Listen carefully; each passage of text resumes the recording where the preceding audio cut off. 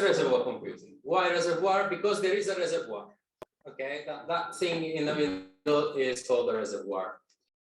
Usually starts from the picture, but here let's start from the equation because it's simple enough and it doesn't look really different from the equation that I showed you before. Okay, it's exactly the same equation that we had before. If you remember, I'm computing the state of my network by a tan H transform.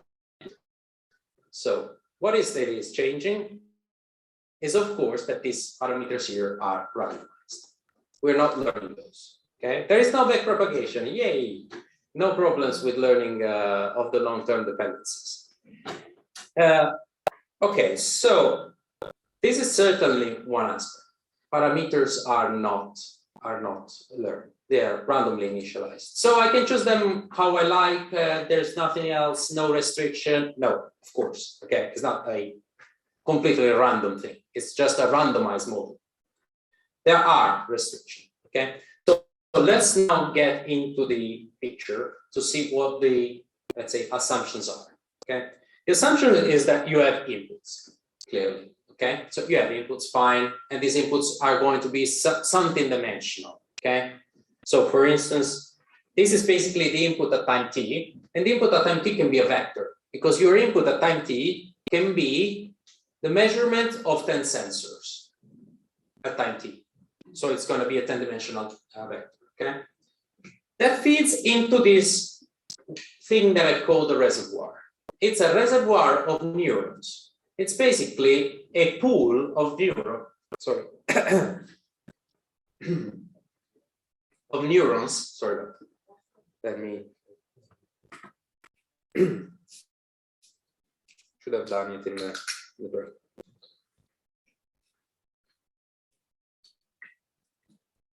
So it's full of neurons, typically a lot. Scientific definition, a lot. No, it's not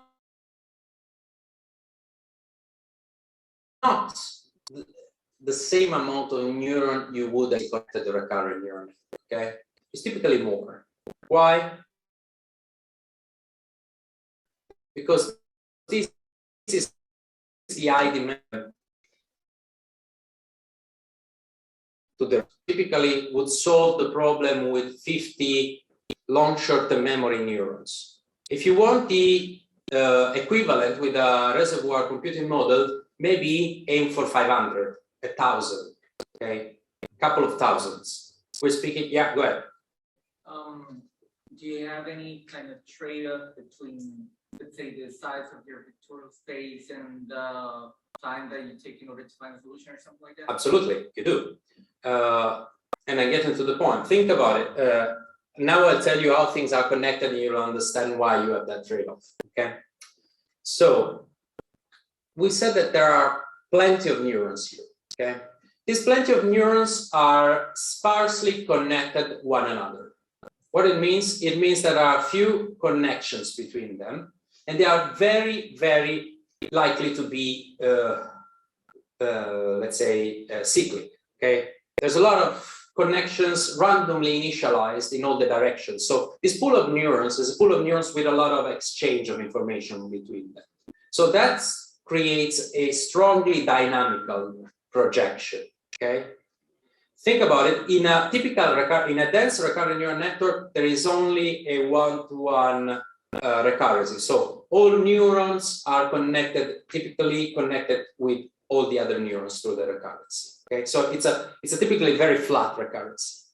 In these models here, the recurrence is really sparse, so it creates neurons that really are some are tightly connected and very, very disconnected from others. Okay, so they will tend to respond very differently. Okay, and that's one thing. So it's a layer of neurons which between themselves are recurrently connected in a very sparse way. Okay, like 10% maximum. Okay, connectivity. But then there is this bit here.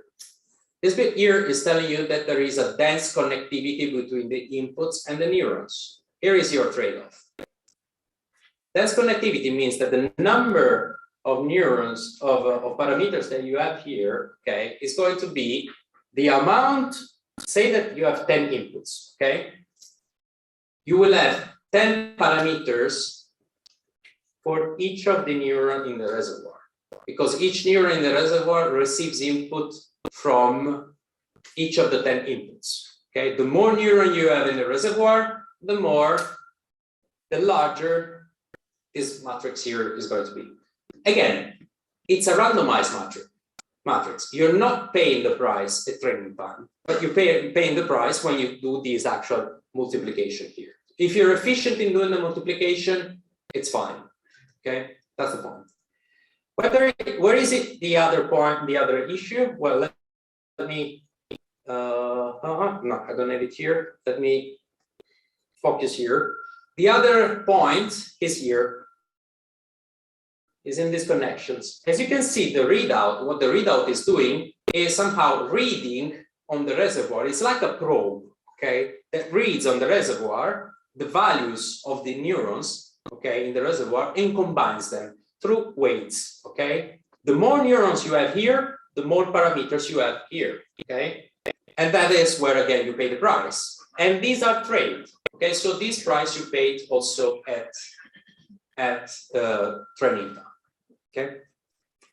Now, we already see that there are restrictions. So we're not completely randomized. Restrictions are that this needs to be densely connected, this is densely connected, this is sparsely connected, and typically quite high dimension, okay?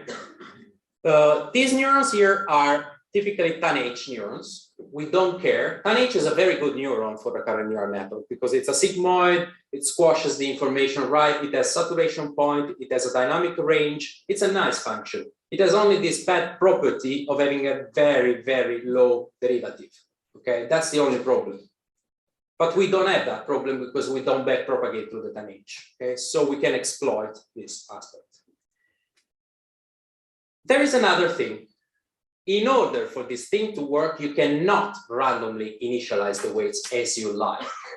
You can randomly initialize your weights, but you need to do that under some conditions that are dictated by theory. Basically, what you need to get, this is, think about it, this is a dynamical system, okay? I bet a good deal of this room is made by engineers, okay? So you know what a dynamical system is. This is an input-driven dynamical system, okay? So the condition under which you want to initialize these weights are those that ensure that this dynamical system is stable, okay? So you want a contractive system. It's a system that has fixed points. In other words, put it elsewhere, okay? So you want your system to reach stability asymptotically, okay? In order to obtain that, you need to pick up your parameters in such a way that they ensure that this is a contractive mapping, basically, okay? How do you get a contractive mapping? Well, there are certain number of conditions which are in this particular, say, field are called EchoState property, which I'm going to be introducing now, okay? This is just basically summarizing the conditions that I've just mentioned. So this reservoir is a large layer of recurrent units, sparsely connected, randomly initialized under this ESP, the EchoState property, which I'm going to be detailing now, and they remain untrained, okay? So the catch is, okay, so this nonlinearity, this nonlinear transformation transforms this input into this high-dimensional space where we can solve the problem in a simpler way, most likely linear, and it's equivalent more or less by a randomized basis expansion. We already said this stuff. Okay, let me get to the specific model. Okay, reservoir computing is an umbrella term. Okay. Under the name reservoir computing, you're going to be finding several different models from several different fields of application, okay? The one that I'm showing now is EchoState Network. EchoState Network is a model for computer scientists, for engineers, okay? It's a model that solves a computational problem. Within the reservoir computing setting, you'll find also models like spiking neural networks. Spiking neural networks are models that typically used by those that study cognitive systems, study biological neural networks and try to replicate them in silico. Okay, they all fit within the same paradigm of reservoir computing. I'm not covering those. I'm focusing on these ones that are more related with solving actual problems. So EchoState Network is just a computational instantiation of this reservoir computing setting in which the readout, okay, is typically just a linear combination of the reservoir activations, okay? So when you read h of t here again, consider h of t to be just a vector in which each element is actually the output of one of these units, okay?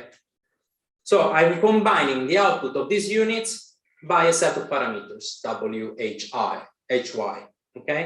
That's how I generate the output of my network. So it's a linear model, okay? And it's the only, let's say, adaptive model. So I don't need backpropagation here because it's a linear model. Linear model can be solved in closed form. Okay, let me show you why. So the reservoir is just, this is to stress the fact that the reservoir is a discrete time input-driven dynamical system. Okay, this is just putting the dynamical system into, let's say, highlighting the fact that it's a dynamical system, not particularly interesting. Let me get, yeah, this is how you get the evolution of your dynamical system, okay? Your dynamical system is basically applying this function that starts from, that is given some information and the initial state h of 0. If your initial information is 0, you just output h of 0, the initial state.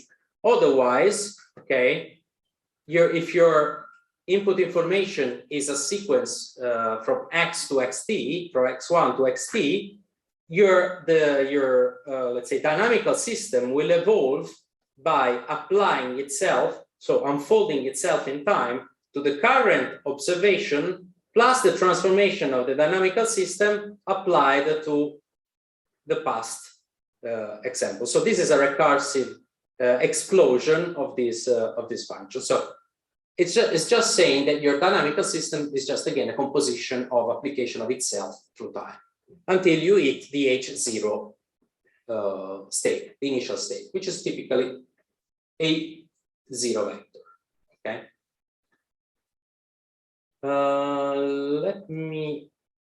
Okay, now, we do have this dynamical system, okay? And this dynamical system, the job is take a signal, okay, and project it into this high-dimensional space, which is the vector that of the hidden neurons, okay?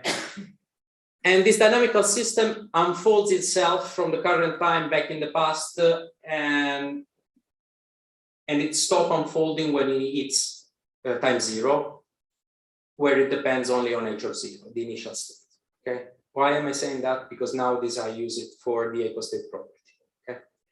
So the EchoState property is the thing that ensures this, okay? What is this thing here?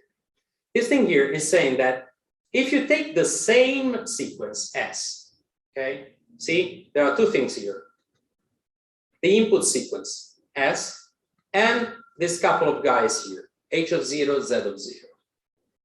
Okay, S is used in both terms here. One term uses H of 0, the other terms use Z of 0. What this term is telling you is that it doesn't matter where you start from, H of 0, Z of 0, where you end up will be the same because the norm tends to 0. Okay, so you're given a sequence, you're given an initial state, okay? You use the dynamical system of the reservoir to encode the sequence into a vector, which is this thing here. I give you the same sequence and a different initial state, this thing here. You use the dynamical system to encode the sequence into a vector. The norm between these two vectors will reach 0 as the length of the sequence increases, okay? So the EchoState property in other words, is what ensures you that your mapping is not dependent on the initial conditions, but rather only on the evolution in time of the system itself. Okay? We do all of this to make sure that this thing holds. Okay? Because this is why the thing then works. Okay? Because the mappings that you obtain, and remember, you're not allowed to modify them because they are randomized, they are initialized. So you want them to be good. You want a good architectural bias. We're doing this for having a good architectural bias. Okay? We want those mappings to be good mappings. What does it define a good mapping? A good mapping is a mapping in which the mapping of a full sequence depends only on the sequence itself and not on the initial conditions. Okay? It's a reasonable definition for a good mapping. Okay? So in order to ensure that this EchoState property holds, I need to make the dynamical system F contractive. Okay? Okay, so there are two, let's say,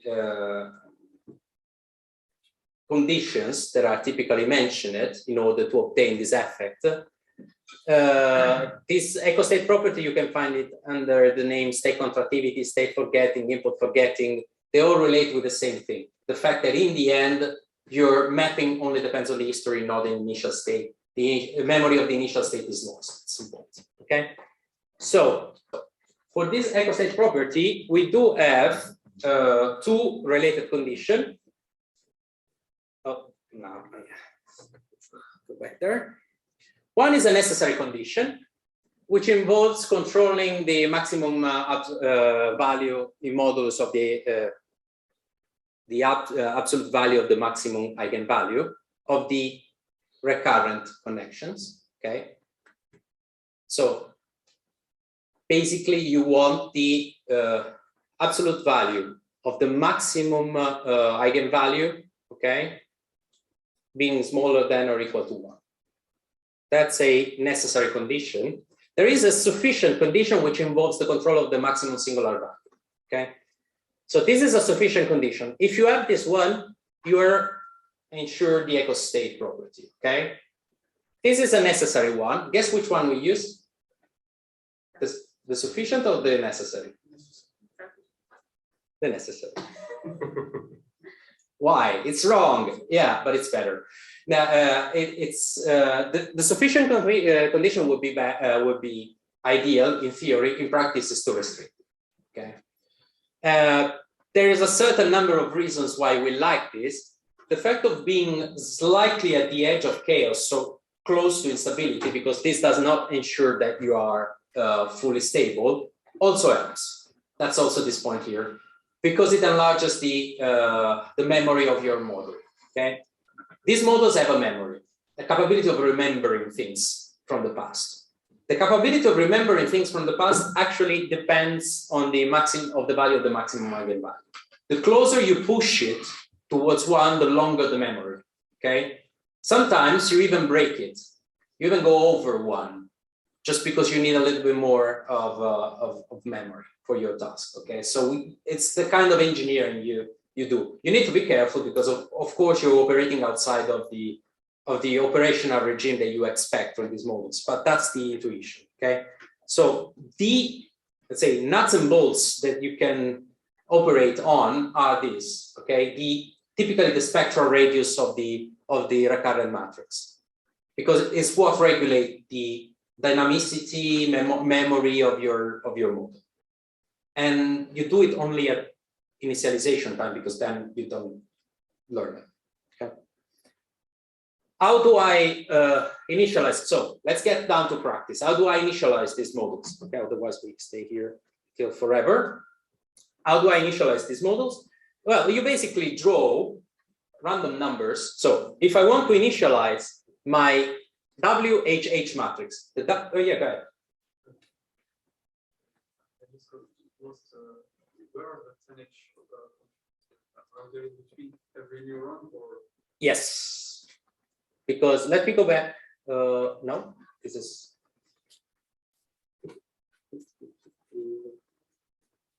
there. not before. This thing is saying my current value of each of the neurons is at an age of the input and of my past values. So it's for each neuron. Okay. This is again a vector. So this is applied element wise on each element of this vector here. Okay. So it's applied in every neuron. Since there are lots of cycles. Exactly. The challenge is only after the mixture classification. Yeah. Basically, consider this neuron here.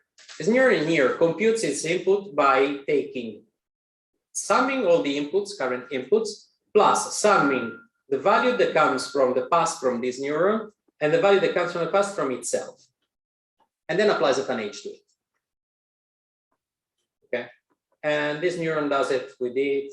Okay, so as you can see, there is a lot of local dynamical dynamicity, very localized, which is what creates this randomized but dynamic mapping that makes sense, that ensure that this high dimensional mapping makes sense, is really useful. Okay, it's due to this localized connectivity, very local connectivity, plus the EchoState property that ensures that the kind of projections that you have only depends on the history of the signals that you have. To which point I'm going to be showing you some results, which should clarify that this thing is not completely random. Let me get back to the initialization. Now, practically, how do I get my matrix of recurrent parameters? Well, I generate a random matrix with values between -1 and +1. And then what I do is I normalize it, okay, by picking up a desired rho is basically the spectral radius, okay, the value of the maximal, the absolute value of the maximal eigenvalue. So this is the actual rho. So the actual the spectral radius of the randomized matrix. Okay, this is my target spectral radius. So what I do here is I initialize a random matrix and then I modify it, I rescale it so that it has a desired spectral radius. Okay, why desired? Because, as I said, the spectral radius regulates how much the memory can remember. Okay, and remembering everything from the past is not always a good for the task. Okay, so guess what you do? This is a very important hyperparameter. You try more than one. So what you typically do is you test neural network, different models with different desired spectral radius. Typically what you do is you try spectral radius 0.8, 0.9, 0.99. Okay, because it's a medium, sort of high, very high. Okay. And you try different trainings. So guess what's happening here? You're trading, in the end, training time for model selection time. It's the usual no free lunch theorem. Choose where you want to spend your time. In training a lot, or in training, training a lot, few configuration of the model, or training very quickly on very many different configurations. Okay. In general, you win anyway, computationally, because this is really fast to train. Even if you have to train 100 different configurations, it takes like seconds. Okay, so we're talking about seconds against hours. Okay, so that's the kind of trade-off you have. But still, this is a thing that impacts. Okay, so it's architectural bias again. Whenever you hear architectural bias, think one thing to put in model selection. Okay. Another thing is, how do I initialize the input weights? Also, the input weights are randomized. Okay, they are not subject to the EchoState property because they are not part of the recurrency, so they don't influence the dynamicity of the memory. Okay, so you don't need the EchoState property, but they need them to be initialized in a meaningful way. As you know, if you initialize badly your neural network parameters, you put your neural network parameters in your neural network in a very bad position, because perhaps it is saturated, okay? As you know, or maybe you're allowed not to know, but you shouldn't be training, initializing any neural network with large weights, because those large weights create instability during training, makes all the neurons operate in the regime of the nonlinearities in which they are saturated. Okay, so you typically choose small values of the weights near around the origin, okay, around 0. And in this particular case, in the EchoState network, again, the range of the initialization around the origin might play a role because it impacts how saturated the neurons in the reservoir are, depending on the type of inputs. So typically what you do is, again, you generate a random matrix and then rescale it, okay? For instance, this is one possible rescaling to have the parameters in this interval, minus omega in plus omega in, where omega in is, guess what? In model selection. It's typically a value between 0.2 and 0.4, like chloro initialization usually does, okay? But it's a small value around the origin. And it's typically the case that you put it in model selection as well, okay? 2 or 3 values there. You can even do it asymptotically. I have something that is in normalized, but it's not really particularly relevant. Now, if we've done things properly, we know that thanks to the EchoState property, my dynamical system will encode the input signal into vectors that are independent from the initial state, okay? But that holds for n that approaches infinity. Of course, I don't want to wait infinity, but it's telling me one important thing. I shouldn't be trusting the encodings at the beginning of time. So when I'm learning the output, okay, so when I'm training the output parameters, I should be careful not to include the hidden encoding from the early times, from time 0, 1, 2, 3, 4. Why? Because those encoding are dependent on the initial state, and I don't want that. They will sort of poison my training. So what I do is the so-called washout when I'm training, which is just a word to say, you know what, the first 10 time instance, I throw them away. Okay, I don't use them. It's important that you do that because that really can poison the training. Okay.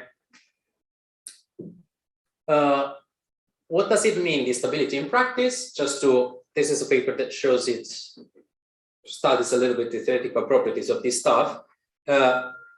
Consider different initial starting points, so initial state. After, let's say, after an initial transient in which you want your washout, you see they are all leading to different encodings of the input signal. Let's say the encoding will all synchronize, okay? Why? Because they no longer depend on the initial state. Okay, that's what the EchoState property tells you. That independently of where you started from, then the encoding will only depend on the input signal. Okay, they are all overlapped. But at the initial point, you see that there is instability at the beginning, so you don't want that. Okay, because you get encodings which are not good. If you have unstable dynamics, if you want to play and initialize your neural network outside, heavily outside of the EchoState property condition, that's what you get. A very nice, nasty, complete instability in which things really are random. They don't make sense. You cannot solve the problem. Okay. Now, another practical slide. How the hell do I train these guys? Okay, so suppose we have the usual supervised problem, okay? So I have a set of sequences, okay? In this particular case, let's say a single very long sequence. So I will have x of t, which is the input at time t, d of t is the ground truth output at time t, okay? The one that should be predicted by the neural network. How do I train it? Well, basically, I run the network, the randomized part of the network on the full signal, okay? And I collect all the information into this matrix H. So when you read H1, this is basically the vector of the reservoir neuron activation at time 1, so in response to inputs at time 1. H of n is the encoding, okay, so the vector of reservoir neuron activation at time n, so after it has seen all the full network. So this is basically a matrix with collated all the vectors for each time step, okay? Then what I do is wash out. What it means wash out? Then I take the initial part, this one thing, and I take them away from the neural network, from H, okay? I throw them away. Let's say the first 10%, okay? Typically washout works around the first 5% to 10% of the length of the sequence. Go ahead. How do you detect when your dynamics are stable? Oh well, you can do the game let's say if you want to, yeah, you can play with this if you want. In general, you use the rule of thumb that after that 5%, 10% of the length of the sequence is enough to wash out. It's a rule of thumb though. If you want to be precise, you can even play around. You just randomly pick up different starting states and see when the thing stabilizes. Then you collect the target data in a matrix similarly to H. So only the targets for the time steps that have not been washed out. So you have two matrices now, okay? You have two matrices. Now you need to solve the linear regression problem for the readout. The readout is a linear system, okay? So this is basically the output of the neural network. Is the multiplication of the hidden states for all the time step for the matrix of the outputs, okay? Let's say, for the matrix of the reservoir to output neurons. Minus D, so this is the difference between the predicted and the actual. It's a least mean square problem on a linear system, okay? So you can easily solve it. How? Well, if you want to be doing online training, so basically you want to solve it for each step, for each time instant independently, so you want to adjust your parameters for every time instant, you can use online training. But you can't use iterated least mean square because of the bad conditioning of these matrices, okay? So you typically use recursive least square because it's more, let's say, numerically stable. This is not typically used because, I mean, unless you're really doing something that requires like online training every time step, there might be some application, but typically you don't have it. It's better to use the fact that you can solve it exactly with for instance, the more Penrose pseudo inversion or the ridge regression.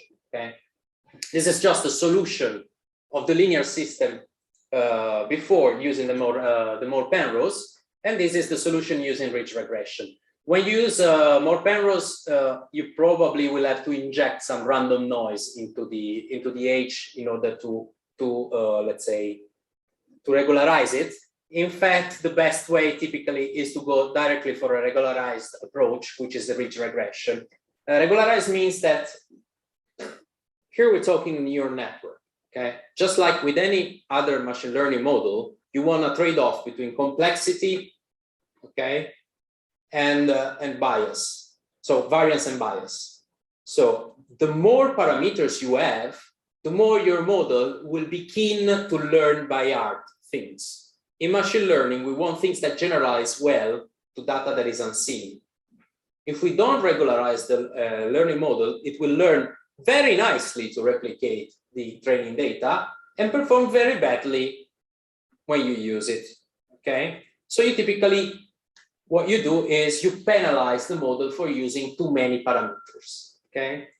How do I regularize an EchoState network? Basically by solving the linear least square using ridge regression, where this lambda here is basically a regularization parameter. Okay, it tells me how much I'm punishing my model to use too many weights. Okay, so the higher the lambda, the more I'm penalizing the model. So typically, guess what happens? You need to put lambda into model selection as well, okay? The larger the number of neurons in your reservoir, the larger lambda has to be. Because the larger the neuron in the reservoir, the more free parameters your model has, the more you need to penalize it. Otherwise, it learns easily by heart, okay? Why I'm insisting on this? Because these models are all architectural bias, okay? You have really few degrees of freedom. If you're not careful in how you craft it, they don't learn properly. They don't generalize, they learn, but they don't generalize, okay? So choose things carefully and regularize the models, otherwise they don't work. Otherwise you tell me, this stuff doesn't work. There's a lot of people, this stuff doesn't work because you can't train them. They work.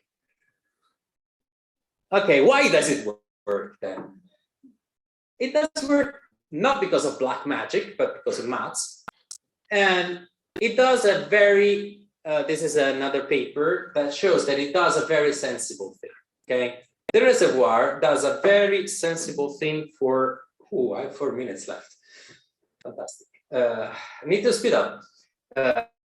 For sequences, which is projecting sequences in similar vectors H whenever they share a common past. It's called Markovian Organization. Okay, you know the Markov assumption that tells you that the future only depends on the current time step on the observation from the past, single observation from the past. That's what it's telling you. Is that you're ending up here because there is a lot of A in your past. You're ending up here because you have a certain number of A in your past, but you're not ending up exactly here because you also have a B, okay? And you're getting projected here because you have a certain structure. Like the more similar are in the prefix, the closer they are in the space H where things are projected. Okay, that's why it works. Because similar sequences end up projected with similar H's. Okay, if that is a so think about it. If this is something, you have a classification which you need to separate, for instance, these guys from these guys. That's fantastic because the implicit reasoning on the Markovian structure of the system in the high-dimensional space that to acceptance. This is also the problem. If your task instead is this one, then you have initial bias. Okay? Because this model here has an implicit architectural bias that assumes that Markovianity is relevant to solve the problem.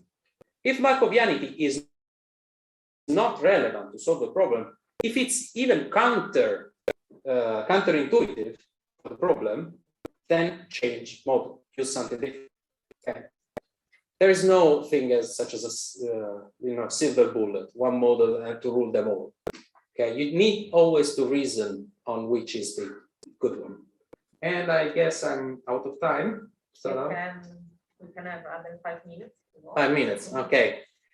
I skip things and just leave you to think to some stuff. If you want to know something more, specifically if you want to know practical advice, so now to implement this stuff, all the things that I've been shown, but it's very practical. It tells you all the things that you need to do and that you need to avoid doing if you want these models to be trained properly. If you want more, there is more. Can we have deep EchoState network, deep reservoir computing? Of course, okay, everything can be made deep, okay? So basically, this is to say that you can create a deep reservoir computing model by putting more reservoir one after the other. So stacking one reservoir on the top of the other. What you obtain is basically this kind of architectures, for instance, in which you have the input layer, a first reservoir that then feeds in another reservoir, then in another reservoir. Each of them initialized within EchoState to the reservoir, okay? So they are independently stable. What do you get from this? What do you expect to get from a deep model? Well, the classical thing you get from a deep model is that layers above are able to summarize the information from below. We're speaking about time.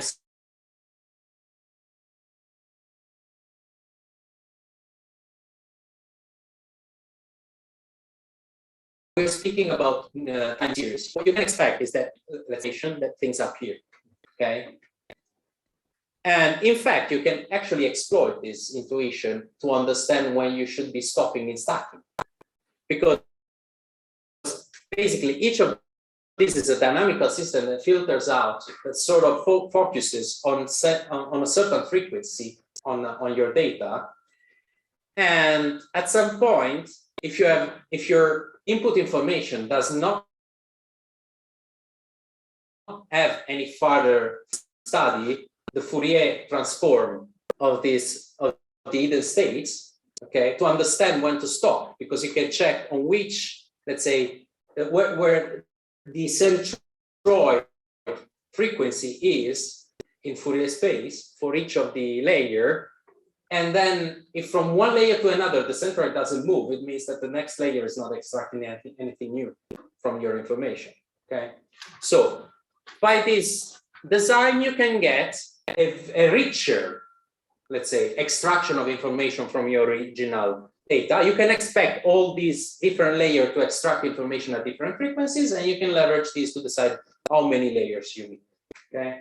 And just doing a sum up of like 10 slides in a single slide, okay? And then all of these might fit into a trade-off. It's classical architectural decision. It depends on whether your task, you expect it to need detailed information to be solved, or if you need only aggregated information to solve it, okay? And that's just the nesting of the dynamical systems from layer 1 to layer L. Basically, layer 1, reservoir 1 activation becomes the input to reservoir 2, okay? Reservoir 2 becomes the input to reservoir 3 and so on. I mean, it's as simple as that.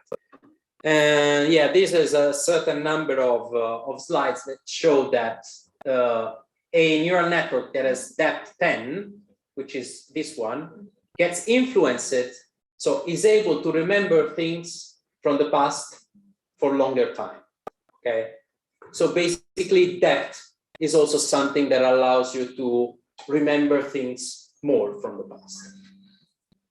And this is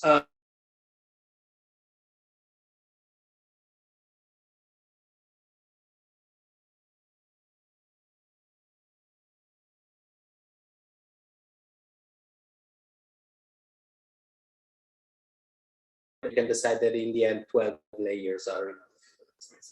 Just, you have all the references there. Let me skip.